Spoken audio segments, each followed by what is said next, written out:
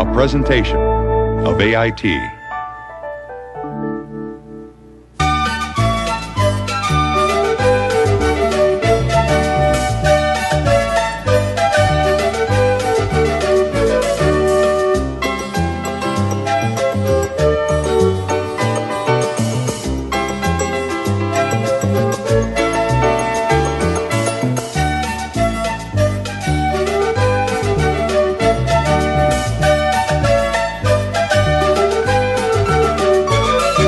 Monday, Cookie fell in the toilet. There was water everywhere. Look at It's water splashing. No, go back. This. That's Cookie. Yeah, Cookie's. On Tuesday, Cookie knocked a plant off the windowsill. Good job. There was dirt everywhere. On Wednesday, Cookie upset the trash can.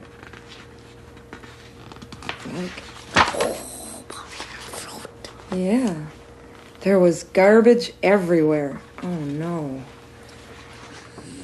On Thursday, Cookie got stuck in a kitchen drawer. There were pots and pans and dishes everywhere. What's that? That's a colander to strain like noodles. On Friday, Cookie ran into the closet before the door closed. What do you think happened? There were clothes everywhere. Cookie's Week is a perfect bedtime book. I can still remember when my brothers, sisters, and I gathered around my mom in the evenings to listen to a story. It was a special time of day when our imaginations took us inside the magic of the story. What do you remember about those times, Tina?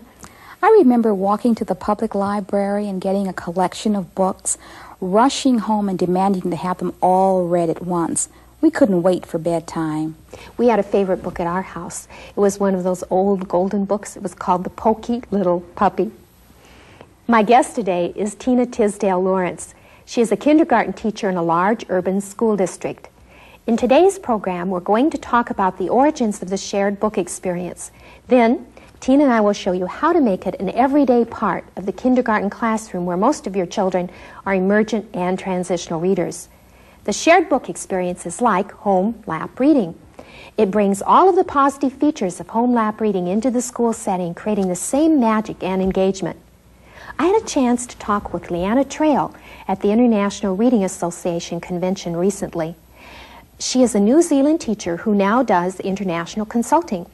Leanna explained the origins of the shared book experience. It was Don Holdaway who brought this notion to us about sort of capitalizing on the bedtime story and how it should be something that is cozy, that is warm, that a caring reader, adult person takes a child into a warm and cozy situation and shares rich literature with them. And the expectation is only one of the child participating, making a connection in a very natural way. And so it's very interactive and it's really that warmth of feeling. And he wanted to draw teachers' awareness to the power of that in the classroom. And so that's how shared reading, that title, came about for us in New Zealand, and the approach being one of creating that environment in the classroom, now giving children many opportunities to participate in a wonderful experience with literature in a shared way. And of course, what shared reading does, to quote Frank Smith, is it welcomes all children immediately into the literacy club. And I think that the power of shared reading, what I sort of share with teachers, is that it ensures that every child who comes into their care immediately is able to find a place and make a connection, irrespective of whether they come from homes where the cultural context is such that books are not part of the home. All the more reason why these children need to be immersed in opportunities to listen and connect with beautiful books, with other interested readers and listeners. So I talk about it, I think, especially in I want to say multi-ethnic schools where you have children who are new learners of English, children who bring to school a colloquial language of home, children who come speaking not proficient in any particular language, shared reading says to them, you can do it. And shared reading respects them and allows them to do it in their own way. So what it does is it fosters in children a view of themselves as readers. And it begins to develop a desire to be a reader. And the very process itself shows children how to read. And I think that that's what it does very powerfully. It's not teaching children how to read, it's showing children how to read. And it's learning in its most natural way, because children are developing understandings. They're internalizing sort of behaviors that come out as their own at a later time. So they are really learning how to work with text when they don't know that they're learning. And I think that that's a very powerful thing. It is powerful when the story is so inviting that the children are pulled right in to become participants in its telling. Big books really work for my kids. I can't put them all on my lap as I'm reading a story, but with a big book, they can all see the pictures and the text. They're simply books that are enlarged so everyone can see them. I don't have the problem of children saying, "Teacher, I can't see." Leanna gave a terrific explanation of what we should look for in big books. These are things that will create invitations to the children to join in and read along. Therefore, the selection of texts for shared reading are those that have the kind of supportive elements, that of rhyme, rhythm, repetition, predictability. And pace is one that I think it's got to sort of dance along. The book, Earl's Too Cool for Me, is a good example of these elements. You can hear the rhyme and rhythm as the story begins. Earl knows all the letters in the Zulu alphabet. He caught wild boars in a butterfly net. This is followed by the repetitive line, Earl's too cool for me. Children can also predict what may come next in the story. Earl's been to France and South Zanzibar. He drove to China in an egg roll. That's right, car. Earl's too cool for me. The pacing of the book is the final important element. Earl grew a rose from his fingernail. He once turned green for the Prince of Wales. Earl's too cool for me. That has illustrations that illuminate and enhance the text in order that all children can construct meaning from it. Children, again, whose language is other than the text. Those are certainly the things that hook my kids. It also has to be a good story. Charlotte Huck talked about how to choose good stories in the last program. When children hear fascinating stories, they have a reason for wanting to learn to read. They want to be able to get inside books and do it for themselves. In my kindergarten reading program, stories are the center instead of the letter of the week. Well, letter of the week used to be the main reading work in kindergarten. Whatever happened to that, Tina? It's still an important part, but it's just done in a different way. It's part of the shared book experience and journal writing. I also do things with letter writing other times during the day when it naturally fits into the curriculum. Well, Tina, you and I have worked at this for quite a few years. Let's talk about our ideas for doing the shared book experience in the kindergarten and visit your classroom.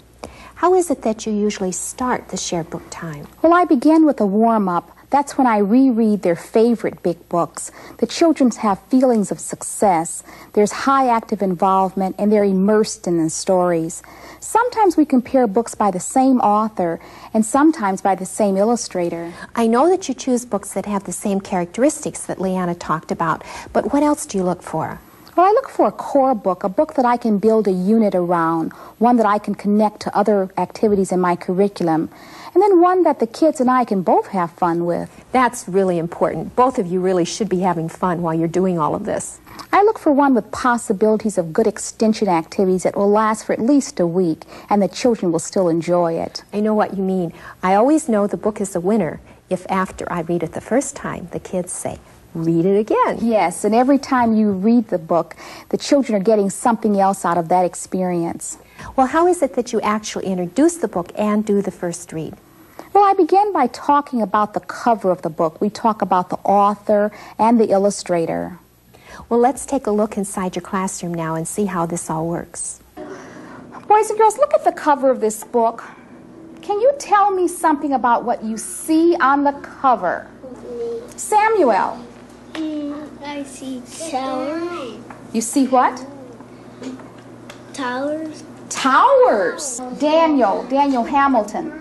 I see a motorcycle and a person riding it. Okay. Ashley, do you see something that we didn't talk about yet? Okay, can you tell us about it? A house. You see a house. Yeah. Anything else? I see people walking across the sidewalk. The title is Noise, and the story is by Joy Cowley. Then I start reading the story. The children know they can join in at any time once they catch on to the patterns in the story. We just have fun and enjoy the story. And here is the title again, Noise. Noise.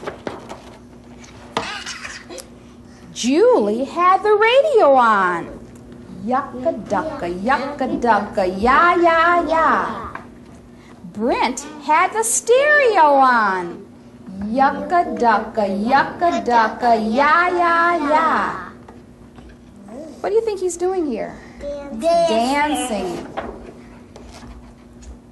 Jason had the video on.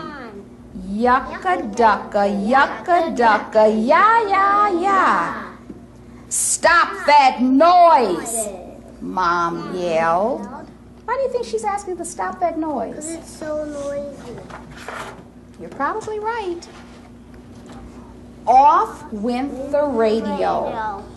Off went the stereo. Off went the video. That's better, said Mom. Listen, said Mom. What can you hear? Nothing, said Julie. Nothing, said Brent. Not a thing, said Jason. Keep on listening, said Mom. Where do you think they are when you're listening? Where do you think they are as they're listening? Are they inside or outside? Outside. Outside. I can hear cars, said Julie. I can hear a song, said Brent. I can hear an ambulance, said Jason. Keep on listening, said Mom.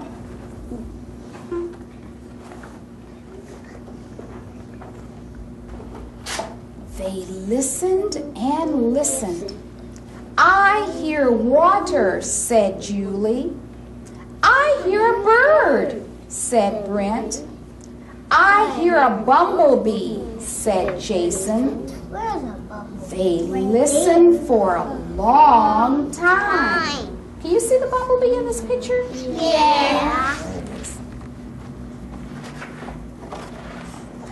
Then on went the radio. On went the stereo.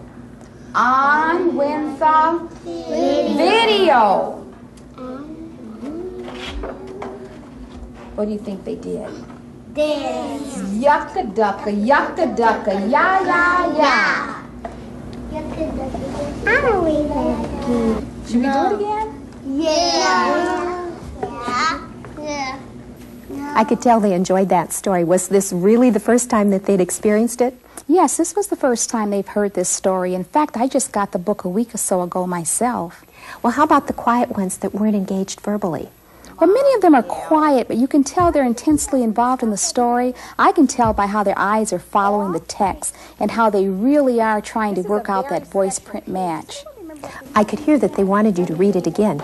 Do you? Oh, yes. With this story, I added some hand motions to get them even more engaged.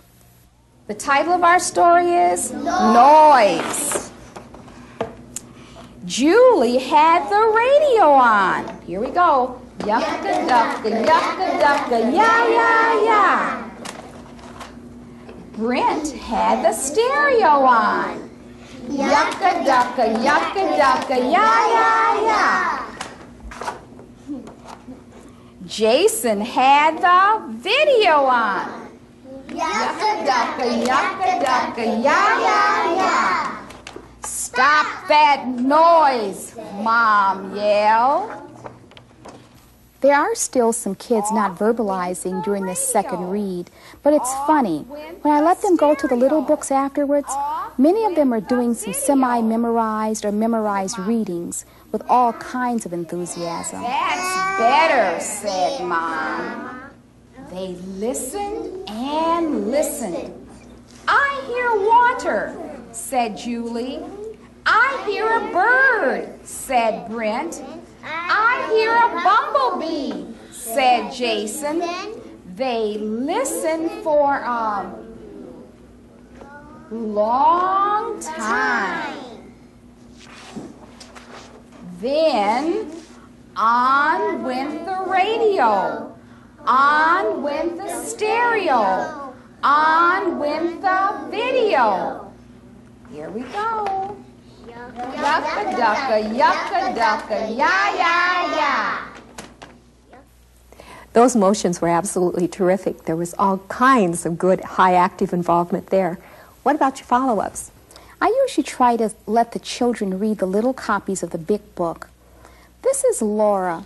She's a strong emergent reader who is really very comfortable doing memorized readings of the story. Yucka ducky, ya ya ya. On went the stereo, yucka ducky, ya ya ya. On went the video, yucka ducky, ya ya ya. Stop, said Mama. Off went the radio, off went the stereo, off went the video. Mommy said, that's much better. Then Mom said, did I hear something? Then the kid said, what?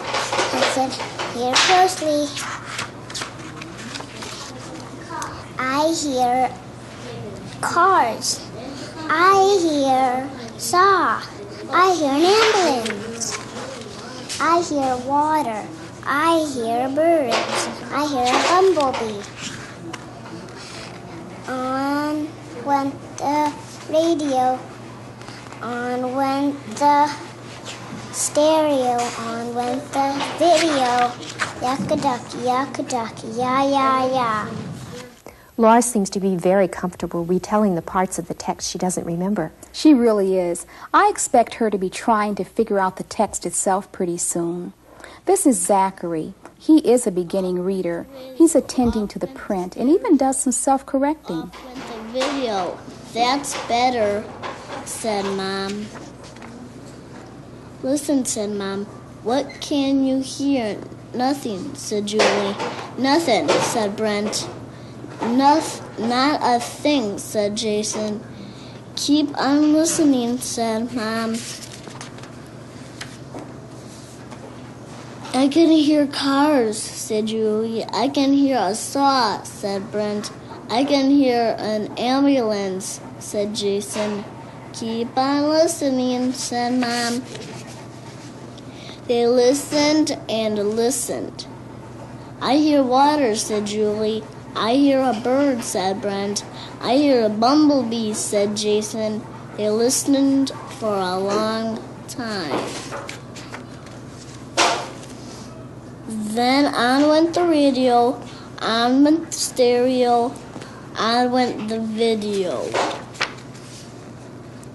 Yucka ducka, yeah. Let's talk about what goes on the next day. Well, with Noise, I decided to do a spin-off story with them. I started by establishing the pattern through discussion, and then we orally created the possibility for the text of our story. We read the book Noise, and we're going to make a book that's something like that book. We're going to change our book around. You think about something that we could make noise with that's not a radio, that's not a stereo, that's not a video. Daniel. A train. A train noise, okay? Toy train. A toy train noise. Ibad. Motorcycle. A motorcycle noise. Okay, let's look at this. And pretend this is Daniel sitting here. Daniel had the Train. Daniel was riding in a train. Yucca-ducka, yucca-ducka, ya-ya-ya. And Shamika was riding in an airplane. Yucca-ducka, yucca-ducka, ya-ya-ya. And Ebod was riding on a motorcycle. Yucca-ducka, yucca-ducka, ya-ya-ya. We're going to make some pictures for our book. We're going to be the illustrators of our book. And I'm going to need some people to make some really very special pictures of them making noise. Maybe you could draw a picture of you on a motorcycle or draw a picture of you in an airplane. One of the centers they can go to during choice time is the art area. There they can create pictures for the spin-off big book that we're going to make. Well, let's take a look at how it all turned out. Well, the title of the book is Noise. Daniel was playing with a car, yucca-ducka. Ebod was playing with a motorcycle, yucca-ducka. Shamika was roller skating, yucca-ducka. Stop and listen, Mom yelled. They heard a clock ticking. They heard a jet landing.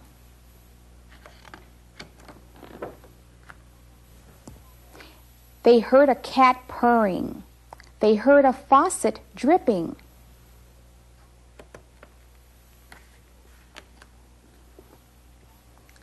Then they went back to playing. Yucca-ducka, yucca-ducka, ya-ya-ya. So now you have another big book to add to your collection. Yes, the children really love having their own creations as well as the commercial big books. Well, what are some of the other kinds of things that you would do? Well, we might act out the story using creative dramatics, or we might make a song, another song from the story, so children can really become actively involved. When I visited Linda Garrick, who has also been part of the project we've been working on with kindergarten teachers, I found that she was including music and lummy sticks with one of her big books. I like the rain. I like the rain. R-A-I-N. I like the rain.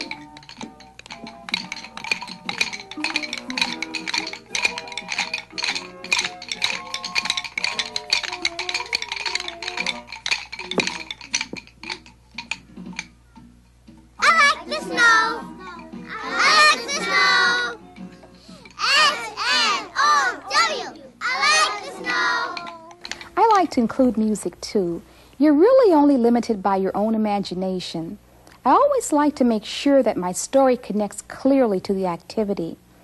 Of course, I need to adjust the kinds of activities I do to fit the children as they change as readers. That's really an important point, Tina. The children are growing so fast during this time. We have to keep them stretching for that new learning. One of the ways that I make sure that I do this is to read good literature every day. The Very Quiet Cricket by Eric Carle. One warm day, a tiny egg, a little cricket was born. "Welcome," chirped the big cricket, rubbing his wings together. The little cricket wanted to answer, so he rubbed his wings together, but nothing happened. Not a sound. "Good morning," whizzed a locust, spinning through the air. The little cricket wanted to answer, so he rubbed his wings together, but nothing happened.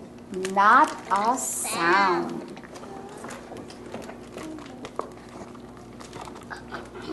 "Hello," whispered a praying mantis, scraping his huge front legs together. The little cricket wanted to answer, so he rubbed his wings together, but nothing happened. Not a sound. What do you do to get the parents involved, Tina? Well, I have a collection of quality children's books that I use for my bedtime book project, and children actually select a book from this collection to take home to be read with their parents in the evening, and then they bring the book back the next day with a little report of who read the book with them and what kind of involvement took place during that reading. Schools and teachers don't develop the reading habit alone. It is school and home teamwork that is most powerful. So families need to establish the reading habit early on. A good amount of time to spend reading with a child each evening is around 20 minutes. This can become part of the bedtime ritual. It's hard to beat the security found in good stories read in a loving environment during the last moments of the day before falling asleep. I can look after my sister all by myself. I can help her trim a bush. I can help Mom frost the cake. Wow. I can look at a book and find a mouse. Oh, the mouse, yeah. I can color a picture. I can put my toys away. I can put my pajamas on. I can brush my teeth. I can put myself to bed. And one thing, I can never go to bed without saying good night. Good night.